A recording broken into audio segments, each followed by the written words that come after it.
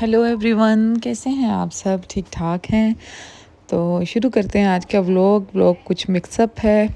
मतलब दो दो दिन का व्लॉग है जब से मेरा नहीं लगा व्लॉग। तो ट्राइपॉड में कुछ मसला आ गया था, उसकी वजह से व्लॉग नहीं लगा सकी। तो अब करते हैं नाश्ता बनाते हैं। मैं बना रही हूँ पराठा और मेरा देवर है वो बना रहा है अपने लिए चाय। उसके बाद हमने नाश्ता किया और मीठा जो है ना मैं मॉर्निंग में ही बना के रख लेती हूँ ताकि नाइट तक वो ठंडा हो जाए। तो सबसे पहले हमने लिया मिल्क पैक में जो है बहुत मज़े का कस्टर्ड बनता है, आप लाजमी ट्राई किएगा। तो साथ ही ले लेंगे कंडेंस मिल्क। हम इसमें शुगर नहीं ऐड करेंगे, हम इसमें कंडेंस मिल्क ऐड करेंगे क्योंकि हेल्दी ऑप्शन भी है और टेस्ट भी बहुत अच्छा आता है। लाजमी ट्राई करना।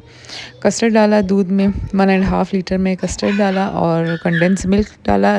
कंडेंस मिल्क इतना डालना है जितना आप चीनी डालते हैं, उस आइडिया से आपने लेना है। मैंने 1 डब्बा डाला था, 1 डब्बा कम हो गया था, 1.5 मैंने डाला फिर। और कस्टर्ड मेरे पास मैंगो का कुछ कम लग रहा था तो मैंने इसके साथ स्ट्रॉबेरी मिक्स कर दिया। स्ट्रॉबेरी मेरे पास पड़ा हुआ था, अवेलेबल था।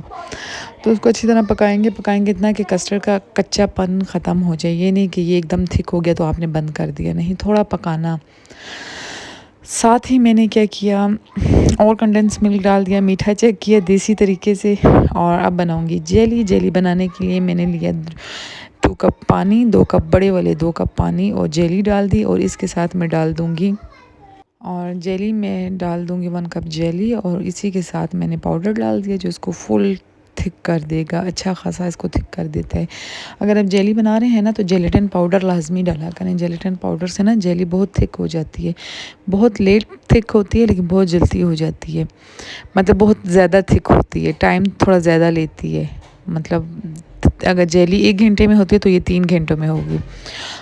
और साथ ही विपी विप क्रीम भी बना ली मैंने। विपी विप क्रीम को अच्छी तरीके से ब्लेंड किया, ये सारी चीज़ें फ्रिज में रख ली। और मेरी बच्ची का रिज़ल्ट था वो आई थी ए में आई थी और बहुत मुझे खुशी हुई थी। हाई अचीवमेंट में उसका नाम आया था बच्चों में। स्कूल में सारी क्लासेस में क्या पूरे स्कूल का प्रोग्रेस देखा जाता है। जो बच्चे पूरे साल में अच्छे रहते हैं तो उन्हें ये दिया जाता है। तो बहुत ही खुशी की बात थी। माशाल्लाह मेरे तीनों बच्चे इसमें आए थे। तो इसी के साथ चलते हैं रेसिपी की तरफ। मैंने डाला मैंगो सबसे नीचे, उसके ऊपर डाला कस्टर्ड ठंडा किया हुआ और फिर डाल दिया केक, फिर डालेंगे बनाना, विपी विप क्रीम को अच्छी तरह मैंने ब्लेंड किया था।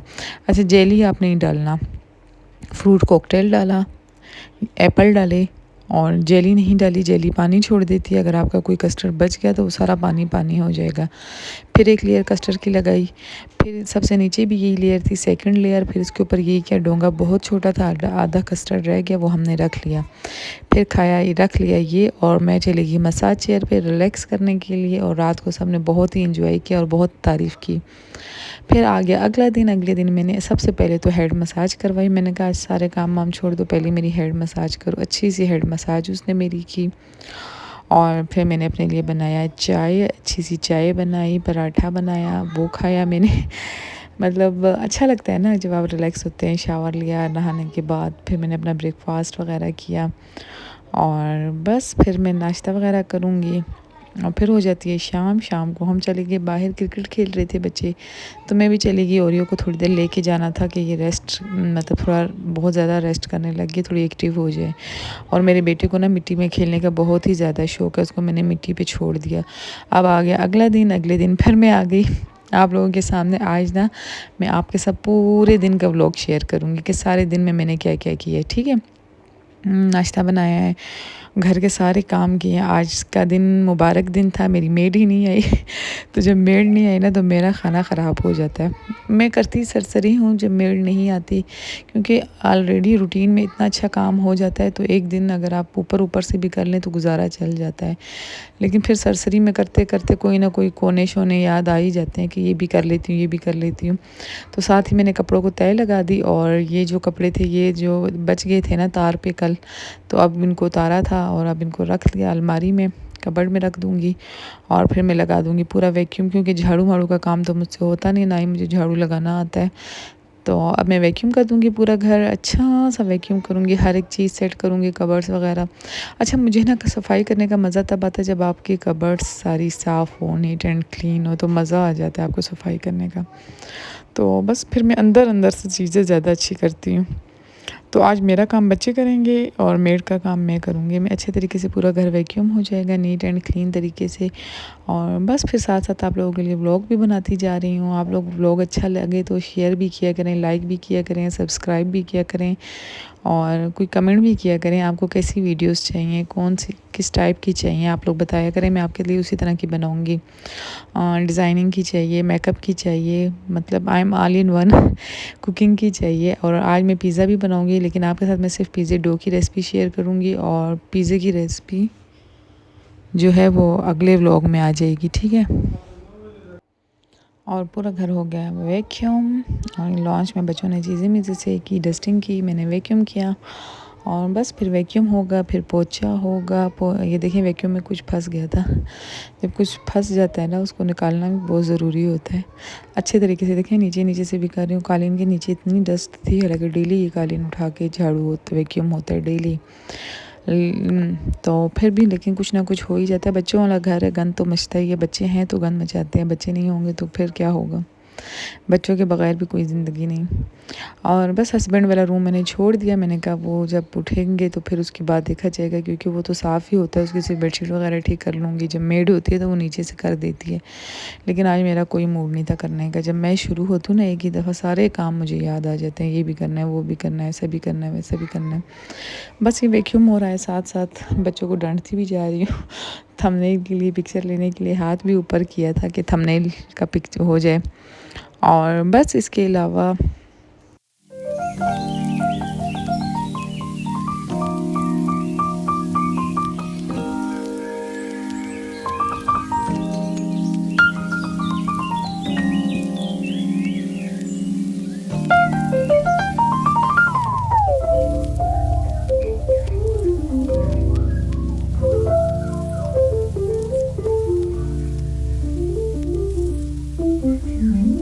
अब जो है आगे आप लोगों को बहुत ही अच्छे अच्छे व्लॉग मिलने वाले हैं। मैं जाऊंगी कोयटा। कोयटा जाके मैं आपको अपने सारे रिलेटिव से मिलाऊंगी, सबकी पिक्चर्स आप लोगों के साथ शेयर करूंगी और आपको मैं कोयटा घुमाऊंगी कि कोयटा कैसा होता है, कोयटा में क्या क्या होता है। तो बस सब कुछ मैं आपको दिखाऊंगी। और अब मैं सारा पोछा, क्योंकि बच्चों की छुट्टियां हो गई हैं तो 1 मंथ रिलैक्स होना चाहिए। 1 मंथ में मैं आपको कराची दिखाऊंगी और 1 मंथ में आपको कोयटा दिखाऊंगी। दोनों चीज़ें आपको मैं अच्छे से दिखा दूंगी। तो बस अब पोछा होगा सारा अच्छे तरीके से, जहाँ जहाँ से झाड़ू हुआ है। तो और बस मेहमान ऊपर हैं, वो सो रहे हैं। जब वो नीचे आएंगे तब ब्रेकफास्ट वगैरह बन जाएगा। वो खुद ही बाहर से जाते हैं और बाहर से ले आते हैं। तो बस अब देखें पोछा हो गया, लाइटें माइटें ऑफ, चीज़ें सारी सेट हो गई। और टाइम देखें ज़रा क्या हो रहा है, 2:30 हो रहे हैं और सब अभी तक सो रहे हैं। बच्चे और मैं तो उठ जाते हैं, लेकिन मैं अपने बच्चों को सुबह ही ब्रेकफास्ट दे देती हूँ कि इनकी रूटीन डिस्टर्ब नहीं होनी चाहिए। इतने वीक हो गए हैं, कुछ खाते ही नहीं हैं, बिल्कुल ही कुछ नहीं खाते हैं। और बस अच्छे तरीके से पोछा करके किचन आप देख रहे हैं ना, किचन का मैस। अब इतने में मेरे हस्बैंड उठ जाते हैं। हस्बैंड को चाहिए होता है ब्रेड टोस्ट एंड चाय। तो बस इधर ही मैं उनके लिए ब्रेड टोस्ट और चाय बना लेती हूँ और नाश्ता बनाते हैं और फिर सारी चीज़ें सेट करके लाइटें बंद करके सुकून का सांस लेंगे। मैं तो नाश्ता नहीं करती, मैं अपने लिए मिल्क शेक बना लूँगी और बच्चों के लिए आज पिज़्ज़ा बनाना है और कढ़ाई गोश्त बननी है। और इसके अलावा शायद मैं आज गीगा मॉल भी चली जाऊँ, उसके भी व्लॉग आपके साथ नेक्स्ट व्लॉग में ही आएगा, शेयर होगा।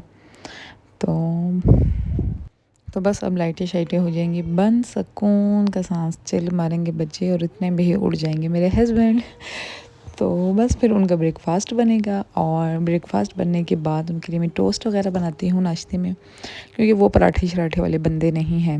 उनके लिए मैं बनाऊँगी दूध लूँगी, दूध में मैं डालूँगी शुगर थोड़ी ज़्यादा डलेगी, ये ख़त्म हो गई थी, इसको मैं फिलअप कर दूँगी। और दूध और शुगर डाल के मैंने ओवन में 1 मिनट के लिए रखा ताकि गर्म हो जाए और चीनी जल्दी हल हो जाए, मिक्सअप हो जाए। साथ ही एक अंडा डाल दिया, चीनी और डाली, मुझे कम लग रही थी क्योंकि फिर मीठा नहीं हो, उन्हें नहीं अच्छा लगता। तो चाय में चीनी कम रख लूँगी मैं। और बस घी डालूँगी। ऑयल में भी उनको अच्छा नहीं लगता, उन्हें ऑयल की ना बहुत गंदी स्मेल सी आती है। तो ये डाल के फिर मैं ब्रेड टोस्ट कर लूँगी, फोक से ही पकड़ लूँगी। बस अब मैं इसको लगा दूँगी टोस्ट पे और ये होगा। जब तक मैं इसको दोनों तरफ से अच्छी तरीके से रेड करूँगी। एकदम से आपने इसको पलटना नहीं है, बहुत थोड़ा रेस्ट दे के पलटना है। बहुत ही मज़े के लगते हैं ये, आप चाय के बगैर भी खा लेना तो बहुत मज़ा आता है, अच्छे लगते हैं। पूरी मील हो जाती है, हेल्दी मील हो जाती है आप लोगों की ये। और नीचे रखेंगे अखबार। साथ मेरी बेटी चाय देख रही है, क्योंकि मेरे साथ किचन में एक बंदे का होना ज़रूरी होता है। ये पकड़ा दो, ये कर दो, वो कर दो। तो बस अब वो चाय डालेगी और मैं दे दूँगी उन्हें टोस्ट, और इसी के बाद मैं डायरेक्ट आ जाऊँगी पिज़्ज़ा डो पे। पिज़्ज़ा डो के लिए मैं लूँगी 4 कप मैदा, और उसमें मैं डालूँगी 1 Sasha east. 4 cup maida I mean 1 kilo हो जाता है, लेकिन मेरा 5 लगा था। अच्छा, उसमें मैं डाल दूँगी 1 shop pack east, 1 and half teaspoon sugar, 1 teaspoon salt and 3 table spoon oil. ठीक है, 5 का मेरा था 5 कप मैदा, मैंने 4 पहले डाला, 1 कप बाद में डाल दिया। ठीक है, और 1 and half table spoon sugar, 1 table spoon salt, 4 table spoon या 3 टेबल स्पून ऑयल, 3 कर दें, और 1 जो है आप आखिर में उसके ऊपर साइडों पे जो लगाएंगे वो हो जाएगा, और 1 साशा ईस्ट। इसको आपने गर्म पानी में गूंदना है, गर्म में, ये चीज़ आपने बिल्कुल भी नहीं भूलनी है। ऐसे आपकी पिज़्ज़ा डो होगी ना राइस के, आपको पता ही नहीं लगेगा ये क्या हो गया। तो ये हो गया सॉल्ट, देख रहे हैं ना आप लोग, और इसको अच्छे तरीके से गूंदना है। पिज़्ज़े को ना गूंदने का मेथड अलग होता है, आटे की तरह हम नहीं गूंद सकते इसे, लेकिन मेरे हाथों में ना बहुत ज़्यादा पेन हो रहा था, फिंगर्स में कुछ इशू आया हुआ है, डॉक्टर को भी दिखाना है आजकल में। तो उसकी वजह से आप ना इसको थंब से गूंदें, थंब नहीं मतलब ये जो हाथ का दरमियान वाला हिस्सा नहीं होता, इससे आप इसको ऐसे हथेली से आप इसको ना ऐसे प्रेस करेंगे, बहुत ही अच्छी डो बनती है। पहले तो मैं पिज़्ज़ा डो उस आटे वाली में गूंदती थी जिसमें मैं आटा गूंदा करती थी, लेकिन अब वो मेरी ख़राब हो गई है, तो इसलिए अब मैं इसको हाथ से गूंदती हूँ। तो बस इसको अच्छे तरीके से हम गूंदेंगे, गूंदना तो बहुत ही ज़रूरी है। इसको ऑयल लगा के इसको हम रख लेंगे, और फिर मैं आपको जो है नेक्स्ट रेसिपी में बाकी सारी डिटेल बता दूँगी। पिज़्ज़ा डो कितनी फूली थी, और पिज़्ज़े की फुल पिज़्ज़े की रेसिपी आपको बता दूँगी। ठीक है, और इसी के साथ अपना बहुत ज़्यादा ख़्याल रखना, दुआओं में याद रखना, चैनल को सब्सक्राइब कर लेना। अल्लाह पाक आप सबको ज़िंदगी, सेहत और तंदुरुस्त रखें, और बस अल्लाह हाफ़िज़। इसी के साथ अपना बहुत बहुत ख़्याल रखिएगा।